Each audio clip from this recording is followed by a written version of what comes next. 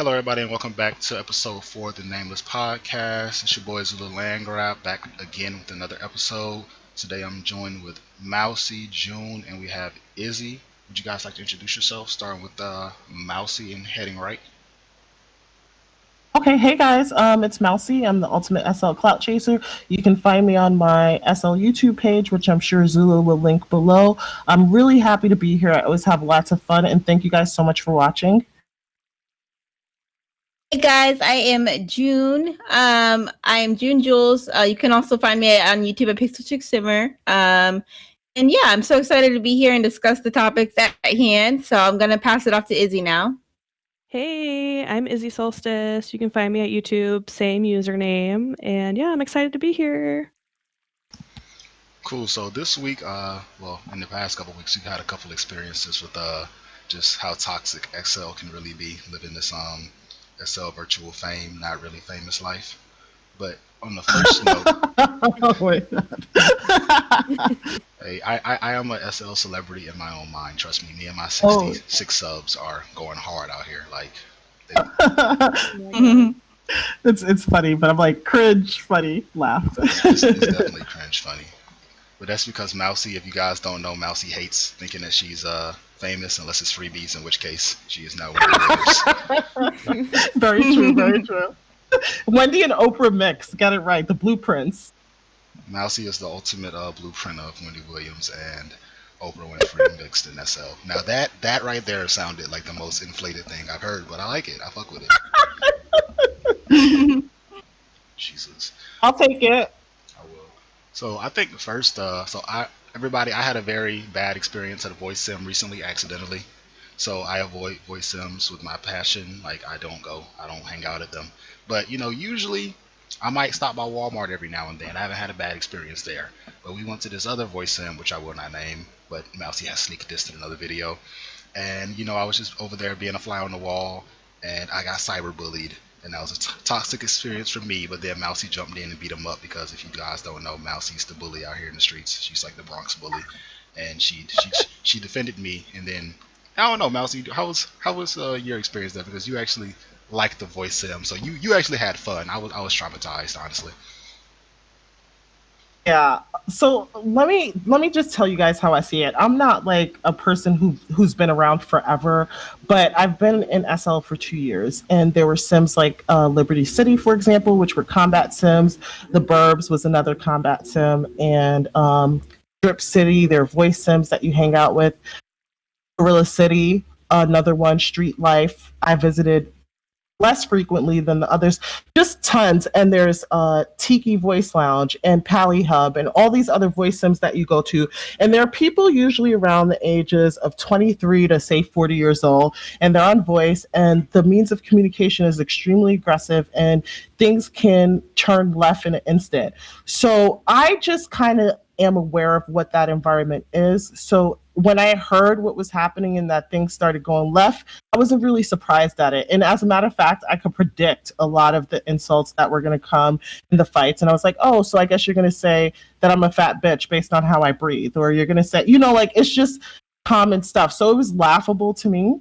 But how did you feel about it, Zula? It was cool. I mean, for me, I'm kind of used to those environments just because in real life I'm used to kind of being in those environments, but on SL, like in the most non-rude way, I don't like partake in. So I'm kind of antisocial in SL, as I've told you guys before. Like I don't really go to many voice hangouts. I don't really normally just go hang out and like just walk up to people like I would in real life. I kind of just stick to my building. I kind of just stick to myself. So for someone to like engage me, it's kind of like it's not bad at all. Like it's not like really super traumatizing to like a point where I'm like upset about it. But it's like I don't want to play. So it's kind of like how cats are when you like rub a cat's belly and like he doesn't like want you to touch him right now. I'm kind of like, yo, I don't want to play with you right now. But that wasn't like really an option. It was kind of like and I know June should know about this because she does the Woodcrest RP. But what's the definition for that word? Did they say it's like overpowering when you like force someone to do something in RP? And that's like a huge So like Metagaming? God modding. yeah, Yeah. there we go. Yeah, so basically it was like that for me. I was like, it's like, yo, I'm not like I know that's what y'all do with the sim, but I'm not here for that.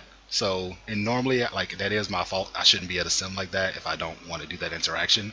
But the way we found that sim and the way that situation happened wasn't really like we went there for that or we knew that Looking that was for the. it. Yeah, it was like, oh, this is what this is. Like, we actually found that out while we were there. So, it's cool though. Didn't really, wasn't horrific of an experience, but definitely I was like, yep, nope, not going back again. So, that I definitely mean, sucked. it wasn't a. I think it could have been borderline horrific. So let me just put this in context, guys. So we were all surfing and just chilling, relaxing. And when I say we, Zula, myself, and Junie, we were just surfing and talking. And someone saw June. June wasn't surfing because she was actually dressed as a bearded lady. Because in Woodcrest, she's pledging a sorority, and there was a carnival going on. And this particular sim kind of liked the look of Misfits. And so they asked her to host there and work there. So this would have been what Junie's fourth job at this point. So we go there and we were surprised that it wasn't just an empty sim and that people were talking. And so we decided to, say hi, see what was going on, but hang out on the fringes before engaging in a conversation. And that's when things kind of a conflict ensued. But I also want to just make this very clear. I named a lot of voice sims before, and I'm sorry if there's a motorcycle in my background. I live in New York. There's nothing I could do about it. You go to a lot, the voice sims that I named before, I was not specifically calling them out to say that, oh, listen, there's going to be conflict. But I am saying is that there seems to be a commonality and a tone on voice sims where sometimes the conversation could be a little bit aggressive. And there's this kind of bravado, or then people kind of showing out and showing up for other people. So it's not that if you go to voice sim, you're going to be attacked, but I've just seen it happen too frequently to just say it happens commonplace other places. I would say it happens a lot more at voice sims than other places in SL, and I hope that made sense. No, that makes sense. So, I know Yeah, that makes sense. for me particularly, I don't actually go to those places, so it's not a norm for me as it would be for you. So, for a new user, I definitely think it will be shocking. But June, Izzy, do you guys actually partake in those kind of sims, or are y'all kind of just like me on that? Yeah, so I don't really usually like go to that. Like I was there kind of there for a minute with you guys because I logged on as my alt Justin Daddy. And I kind of fought back a little bit with the people that were there, and it was a different feeling. It was like, I don't know, it's the same feeling that I get when I'm in IMVU. I get in a fight with somebody. It's just this fight that's like, I don't really care because I don't really know you, so everything that you're saying is not really affecting. I feel the need to defend myself. But I don't usually go seeking after it though. We just happen to be there at the right time. So yeah, I don't really go to those. I don't really go to them now. I kind of want to start going back because I'm into voicing now. When I first started SL, I didn't want to voice with anybody. I was kind of like weirded out, and I did try a few times, and it was just kind of awkward. And there were a lot of trolls, and people just want to yell and scream and like talk shit. And I think those people are just like they're the same people that go on like Omegle, right? They just want like a reaction. They just want you to react. So they're gonna do anything they can to like fuck with you. What's Omegle? Omegle? yeah, Omegle? You never been a on there? chat room. It's like a chat room where you chat with random people, and there's like just the randomest people, right? So like it's you don't know them, so you just say whatever, and then like they're gone the next minute. So people are just like hella trolls on there. Is it like Tiny Chat, or Tiny Chat's different? It's like that, Okay. yeah. So that's I've never kind heard of of how that. that's kind of how I view the voice sims here. I kind of want to try it now that like I'm comfortable voicing and like I know what it's all about. But like for somebody who's starting out, like I feel like it could be intimidating. That definitely is. Because some of these people have known each other for years on this platform where they have close friendships. It can get a little clicky where, if you want to just go on there to play a game, it's like, hey, why didn't you, and this is actual experience that happened recently, why don't you just come here and talk to us and joke around with us before you suggest the game, or, something like that. Like, so it could just be a little weird at times. But, we don't want to sound 100% negative. Like, I have met friends on these sims. I've had amazing experiences and good times.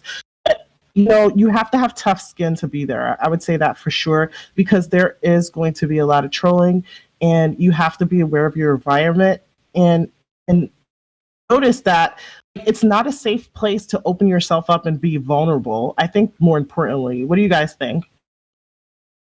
Yeah, for sure. Yeah, no, I totally agree. So like I don't think like I like SL, but I hate to go BTA, which I just like found out what that abbreviation was behind the avatar.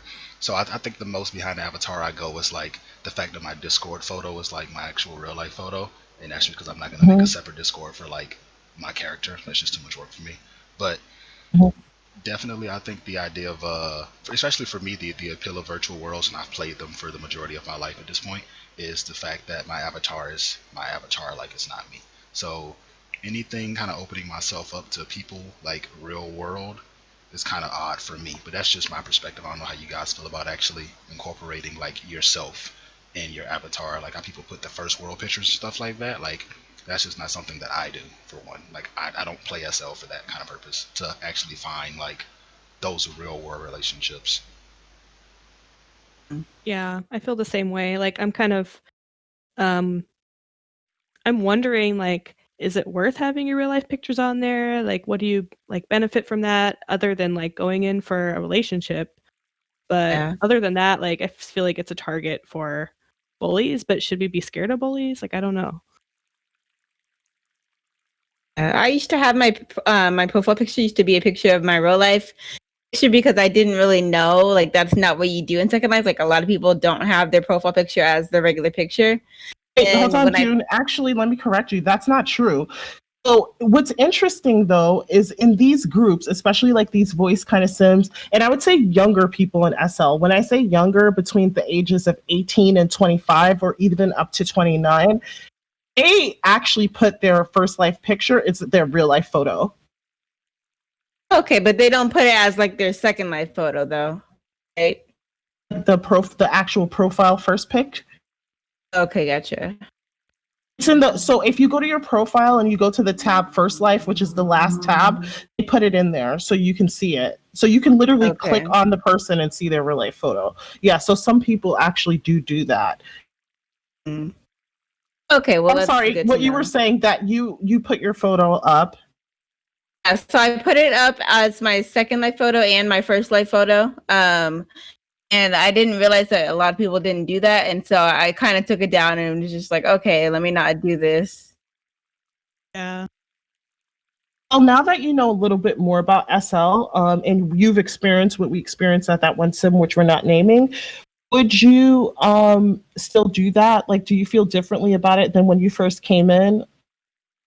Not really, just because I'm used to like putting my face out there. Like I'm not really one to hide my face or anything like that. Like I have a YouTube channel where my personal face is being shown and everything like that. So I just feel like there's nothing that anybody can really do to me. They don't know where I live or anything like that. So as long as that's, as long as that's protected, I feel safe in my face.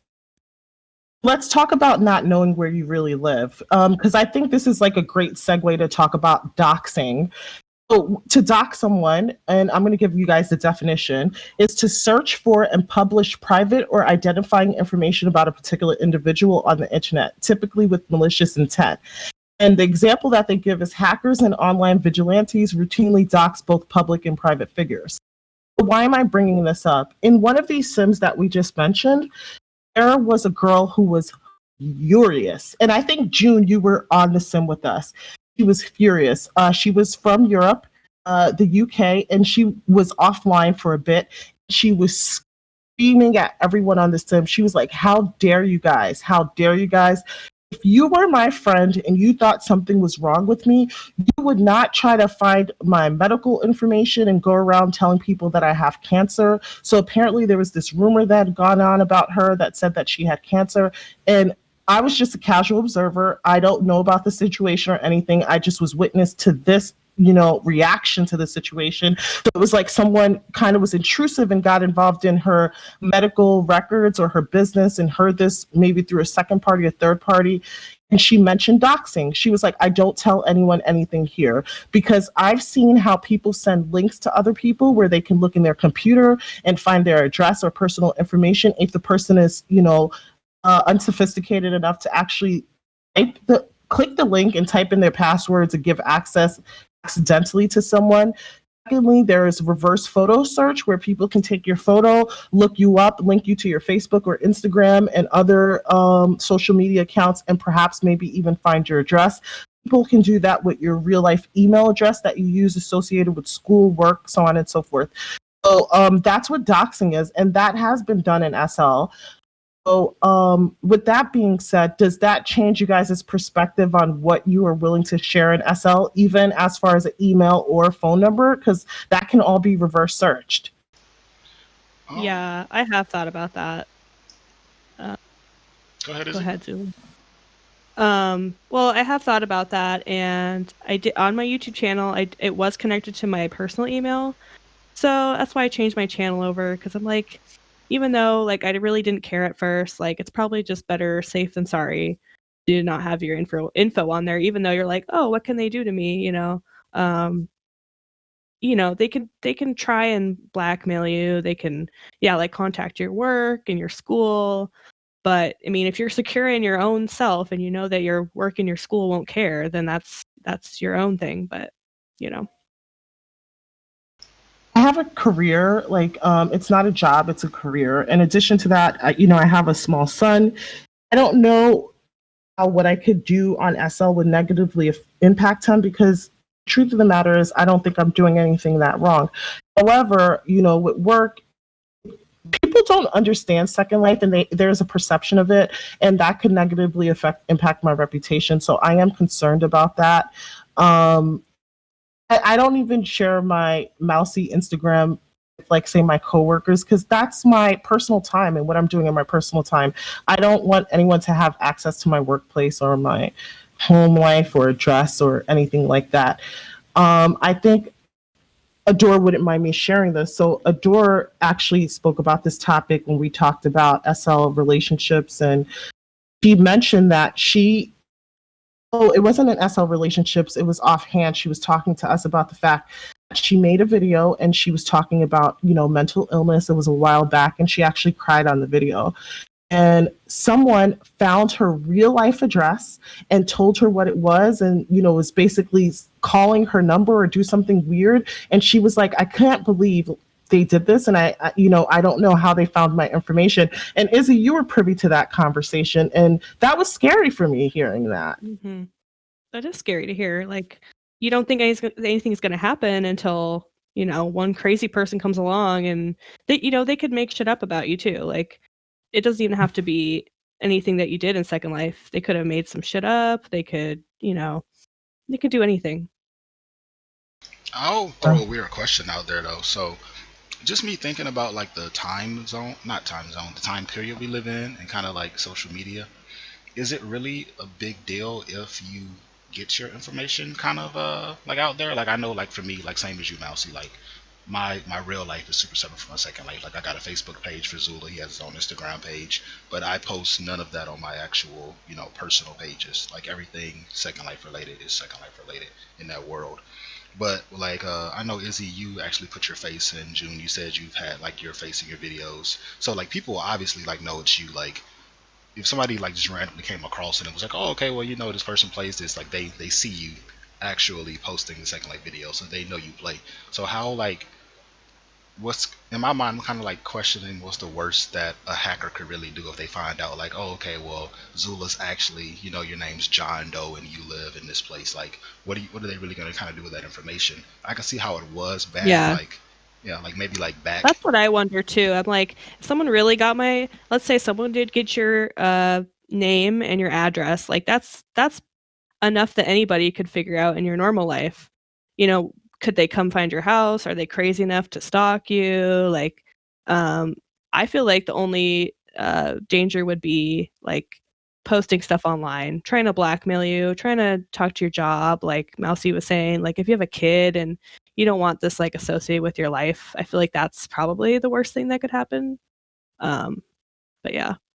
Just say where does it because it's borderline stalking, right? If someone finds this information and they get your address, what stops them from coming to your door? And what stops them to follow you to work? What stops them from attacking you? What stops them for trying to steal your identity? I don't know. Like, when does it end? Is it possible this is a slippery slope? And that's what I'm asking.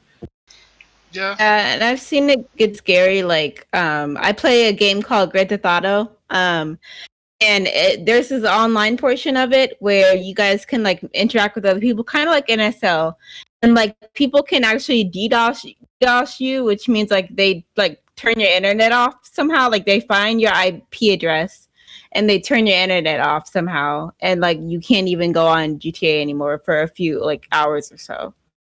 So it's like it gets scary the way that they can actually, through social media and everything that's going on today, like actually interfere in your life. But I will ask this. Aren't there those crazy people that could find your info on Facebook? Like you're a friend that you friended and you're like, oh, they seem harmless. Like they could easily go and hack you and, lie to your work. Yeah. If I may, let me answer this question. I agree with you, Izzy, but here's the danger. And I'm not saying Second Life is dangerous, but maybe online platforms where you're able to be anonymous. Behind the wall or the screen, the computer screen, and the veil of anonymity, I can never say that word. Say that word for me, guys. Anonymity. Anonymity? Yeah, behind that, people are emboldened to do things because they're certain they're not going to get caught. And that's the dangerous part for me. Yeah, like I might be embarrassed if someone was like, oh, she's an escort on Second Life or a dancer. Maybe a part of me would be embarrassed. But people who do other things, who are in like role play communities or like a furry community, that could be like almost devastating to their real life. Hey, I'm a furry in real life, so I find that if not joking. But no, I totally get what you're saying. Like I wouldn't, like if somebody was like, yo, you like strip in a virtual world, I'd be like, yeah, my occupation, we'd roast me for a while, but I just roast them back and I get over it. But definitely I would be more worried if I was like, I don't know, like say you had this client that you were like, you build a bond with, and then he like does some like Netflix you shit and like Joes you, and he like shows up. I think that's more scary than just somebody like finding out and like sending it to me, like, because we actually had like real people like I'm in Japan, right? So one thing that they do in like Thailand and like those other countries is they would like talk to like the guys and they'll get them to like send a picture, or not even like get them to send a picture. They'll like find fake pictures and be like, hey, if you don't send me money, then I'll post these, like send this to your family or send it to your friends list or some shit like that. So those kind of threats. So that's more scary to you than your Second Life coming out. Yeah, because I mean, I don't know, like I think the worst thing that could come. I don't do anything crazy in Second Life. Yeah, I guess it just depends what. But yeah, if you really have a hidden life in Second Life, it should be kept private, and that probably would be really devastating if it came out for somebody. Definitely, you just find out that your favorite, like, I don't know, superstar on TV, like you find out Wendy Williams, Mousy has a Second Life account, and she's a furry chilling out at the furry sims with me. I'm pretty sure you'd be upset that you weren't at the furry sim with us, but Instead of coming to Mousy's safe house soon to come, or stopping by my house, I'd be really mad. Exactly. Wait a second. So what is Mousy's safe house? Just a quick segment, then we're gonna bounce right back. Mousy's safe house. Well, basically, what it's going to be is a place where. It started with me saying that I love the show Love After Lockup, and I used to force my SL partner to watch it with me on YouTube. I like that one too. Yeah, it's so good.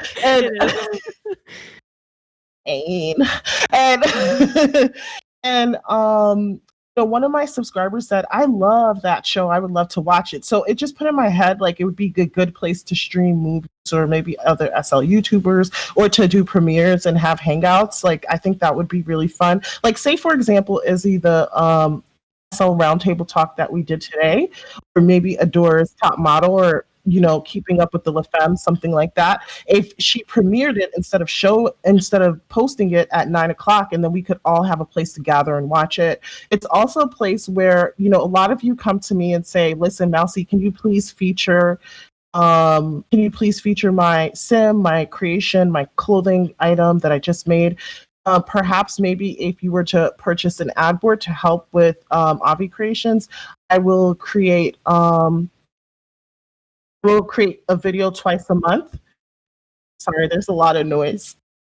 I'll create a video twice a month that will showcase, all the creators who'd be interested in me featuring them. We could do that, or like makeovers and things like that.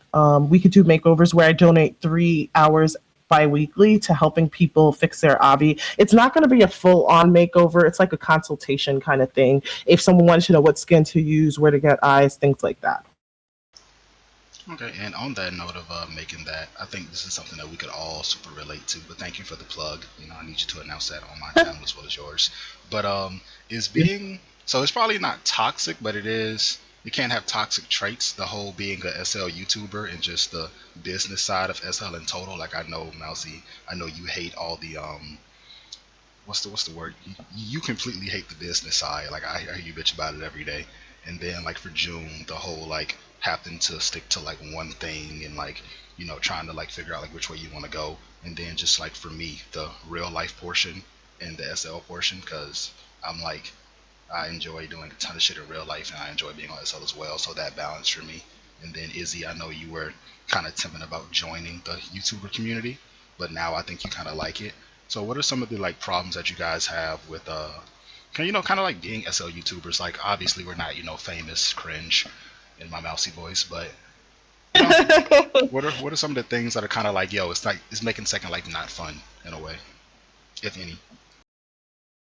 If I may answer first, for me, nothing to, and this is the thing, I don't do anything I don't want to do.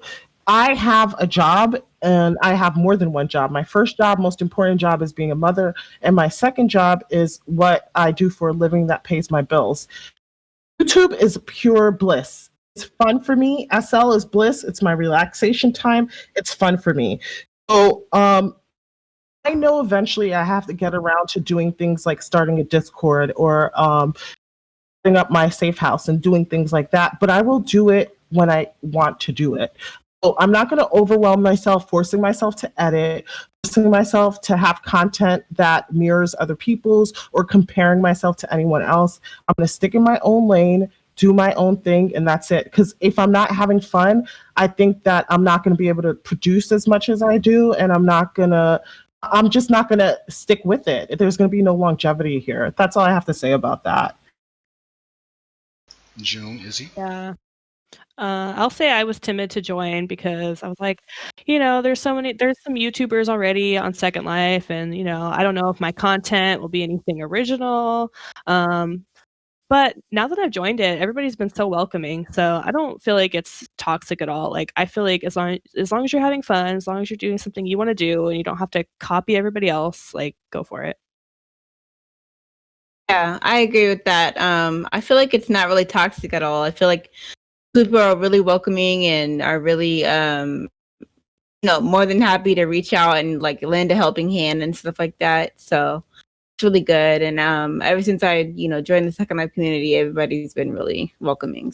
So I think we've had the opportunity to meet so many people that we would not have ordinarily met, whether it's people who watch our content, whether it's people who we've collabed with, in addition to people who want to make future collaborations with us. Like, it's really been, and I don't want to sound corny and cheesy, but it's kind of been like a blessing. Like it's been really just exciting, and it's just a vehicle of adventure, because you just don't know what the next step will be, but it's going to be something dope. That's all I could say about that.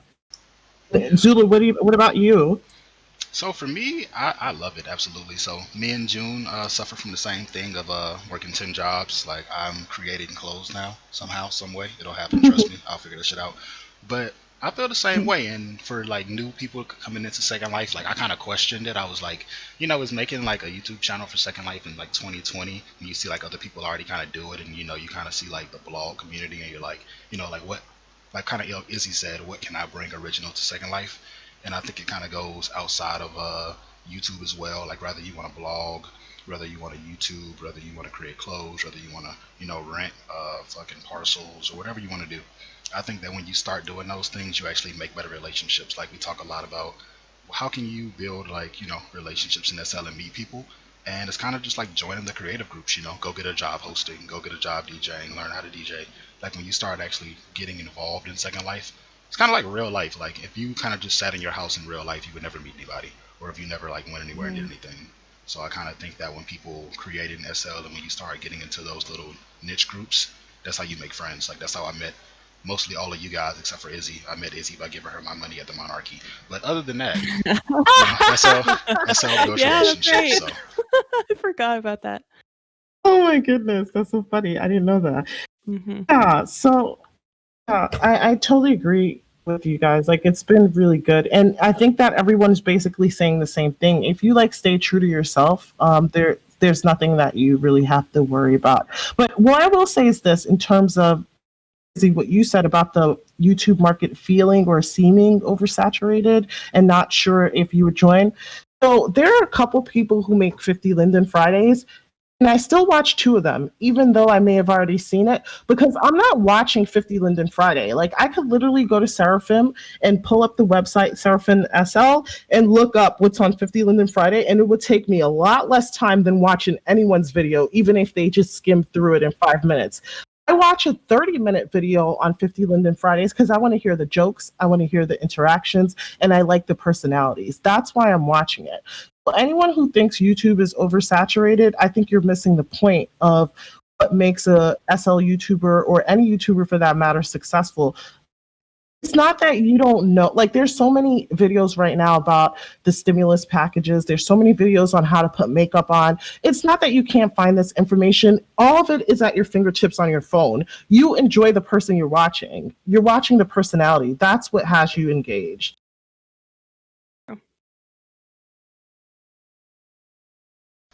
And also like the person's style, how they what they're presenting to you, what they find interesting. Like it's just fun to see other people's perspectives, because like you're saying, you could go to the same shopping event and just look at it yourself, but it's not going to be as fun.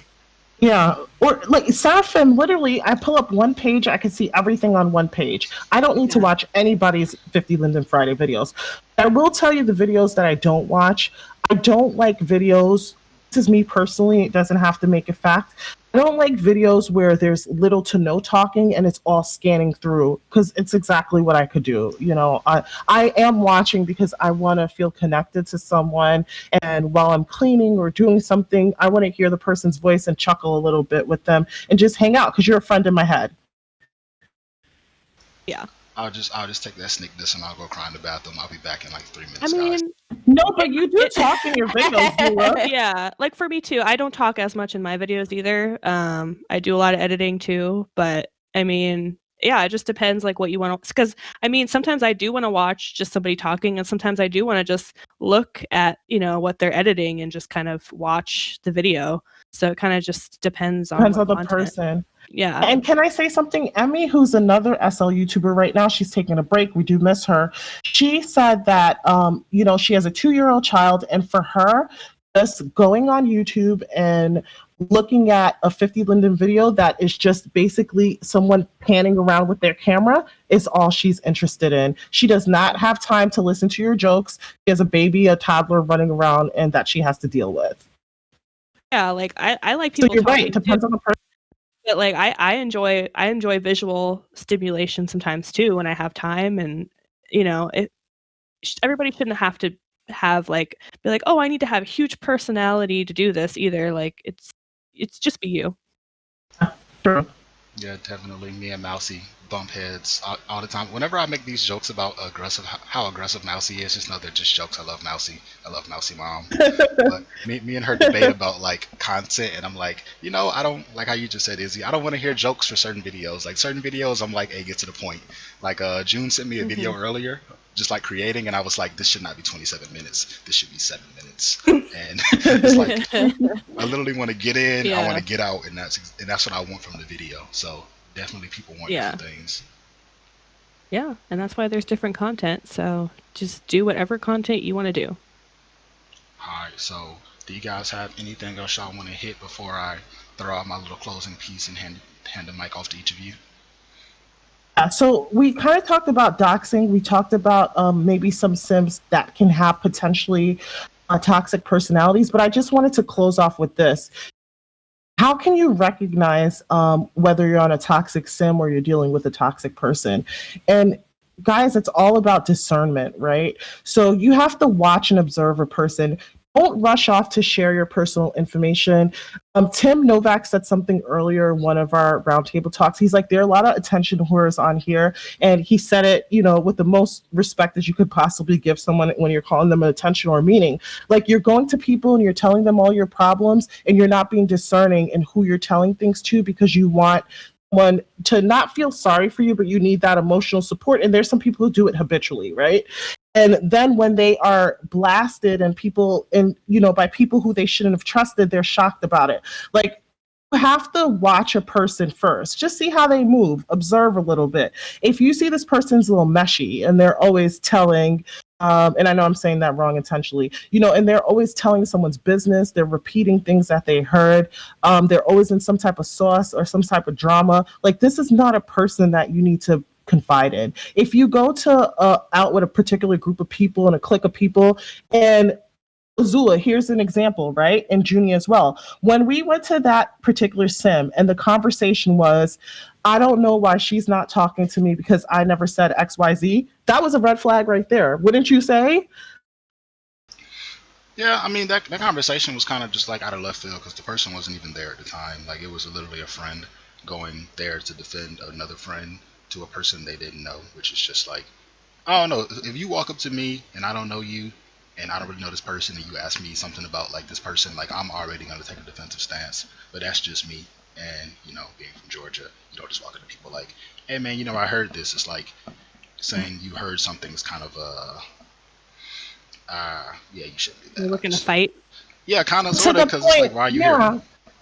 Yeah. But to the point, the person's being messy. Like, if you mind your business, everybody would be in chill mode, but you're already coming with the beef, right? Like, you're already coming with something. So you just have to watch. Like, if you see people engaging in this sort of behavior, it might be it could be a one-off, sure, but it might be an indication that you could potentially be in a toxic environment. If people can't seem to have harmony and get along, and there's always some little dust up about something, and maybe it leads to little bickering, or you see people are like TPing places to clarify rumors and things like that, you might be in a toxic environment, and you need to watch who you're surrounded by and protect your energy. Like, maybe you shouldn't hang out there anymore, especially if you're super sensitive to things like that. Yeah. Check the red flags for sure. Yeah. Yeah. What do you guys feel about like bullying people like for their abbeys? Like, how do you guys feel about that? Like, do you feel like that's, you should just leave them alone? Like, obviously I feel like that's kind of something that you just shouldn't do, because everybody's had their time to like figure stuff out and figure, their abbey out and stuff like that. Yeah, I mean, if you're friends, you could be like, oh yeah, this doesn't look that great, maybe you should do this. But I actually have had somebody with my old Abby. I mean, they probably were right, but like, it was still kind of rude. Like, I was at the club I work at the hallway landing area, and he just came up to me and was like, I don't like your eye shape. It's too small. I don't like your makeup you're wearing. You need to change it. And I got really mad, honestly. And I usually don't really get that mad. And he was in like a steampunk outfit. And I was like, okay, yeah, with your steampunk looking ass. And I like walked away, and I was like, I probably shouldn't have reacted like that, but that was kind of rude. I don't know. Like, he wasn't my friend or anything. Yeah, I I really got bullied don't from my care. close Like, friends. yeah, but how do you feel? I mean, do you, like, honestly, I'm a 30-something year old woman. There is nothing that anybody in the virtual world is going to tell me about my pixel Avi that's going to have me crying in the corner in tears. Like, I don't give two fucks about your opinion, to be honest with you. And I hate, even if you don't like my hair base is glitching out. Well, guess what, bitch? I like it and I bought it. And so that's the end of that. Like, I don't care what you have to say about anything that I'm doing, because I'm going to continue to do it. Sorry, I did get aggressive there. I just proved to that. You're right, Zula. I don't know. I guess I'm more sensitive because I was like, I really worked on that avatar, and I was like, spent so much money on it. When you spend money on it and you work so hard, like, I don't know, but yeah. Yeah, I mean, Longer I guess you're in it's like, SL. go ahead. No, Zula. No, this is you. I'm sorry. No, it's okay, Mama Mousy. It's always you. Trust me, it's No, always you. no, no, go. But no, I was just gonna say like I guess it's like SL discrimination. Like it's weird if you like read the forums. That's all. So it is like if you ever go fuck with the forums when they talk about like places that are like mesh avatars only, or they're like no furries allowed, or they're like no vampires. That is like kinda if so. I don't know. Like yeah, I like the word discrimination because it is it's just like we don't want this type of avatar here. Like if you can't afford mesh, it's kind of fucked up.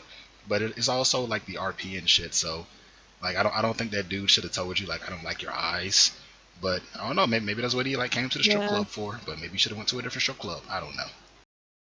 Yeah, I don't know. It was just kind of random and just kind of uncalled for. But I mean, I guess I was discriminating him, for being in a steampunk outfit. So I mean, I can't really say anything. Hey, all Second Life Abbeys matter. That's all I'll say on that one. I think the longer that you're in SL, you're also going to realize that there are tons of things that you have to, like I was just telling you guys, when I first started SL, you couldn't tell me I didn't look good. I thought that I looked so good. My avatar looked amazing. And then I went back to look at those pictures and I was dying laughing because it was so bad. It was really bad. And so when people tell you that, it could be potentially really bad but listen, this is SL and we're here. It's a social platform. I keep saying it's not a fashion show. It's a social platform. But if you want your Avi to look nice and you need help, there are people here to help you with that. So I don't know if everyone needs, just unsolicited advice, even though I tend to give unsolicited advice all the time. So I might have to take mine, but that kind of thing. Than that, though. You're probably suggesting rather than like forcing your opinions on somebody. Not like you're ugly, but I might say your hair looks wiggy or something like that. Yeah, that's better than your eyes look too small and you need to change it. Like, wouldn't that make you guys mad? Yeah. Not really, but I just be like, Oh, it's cool. okay. I don't think so. Yeah. Okay. And where did you meet this person? Because I'm just like trying to get the context. Oh, it was just at the Monarchy, but it was at the landing area where like you put all the ad boards and stuff. So I wasn't even working or anything. I was just standing there. He wasn't even a person who was a client there or a member. He was just looking around and came up to me and just said that. So yeah. Don't feed the trolls. Don't feed the trolls. I mean, he probably was trying to be nice, but I don't know. Things can be taken wrong in texting and chatting too. So Gotcha. So Junie, do you have anything in closing, madame? Not really. I guess I would just throw this out there. Like, toxicity in the workplace. Because I've seen a few situations play out where people are like kind of overstepping their boundaries and taking things just a little bit too seriously, and it just gets really ugly.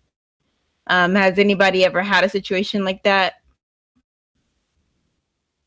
The workplace where things in SL workplace or just workplace real life? In the SL workplace. I've never had a job in SL. I mean, I think when money is involved in Second Life, people do get a little bit more butthurt about things. Like, if there's an event happening and there's only a certain amount of tip jars or a certain amount of polls or something, people might feel a certain type of way, but that's only because they want to get paid. So I feel like that's just kind of bound to happen. Yeah. Well, that's a reasonable complaint then. Yeah. Yeah, I've definitely seen people get aggressive over like tips and like I don't know, people get like pretty pissy about clients and stuff like that. Or I think for me, SL is just always a reflection of real life. So anything somebody would get pissy about in real life, they'll get pissy about it in SL, or like working club hours, shit like that. So because it is like it's a business for certain people. Certain people make their money here, or even like just bad customer service from like a customer service rep, like shit like that, kind of just turns you off the brands. was gonna say toxic work environment. When I think of toxic work environment, is like you have this particular person that you work with, and they're always causing drama and gossiping and stirring up trouble and complaining. Like then that would make the environment toxic because it feels uncomfortable to work there. Mm-hmm. I mean, I have that in real life, but Second Life, no, it's really nice compared to that. Let's trade our SL employee. I don't know if it's just because I'm working with like only women, and people would probably perceive that as it being more toxic. But everybody's been super chill and communicative. Communicative.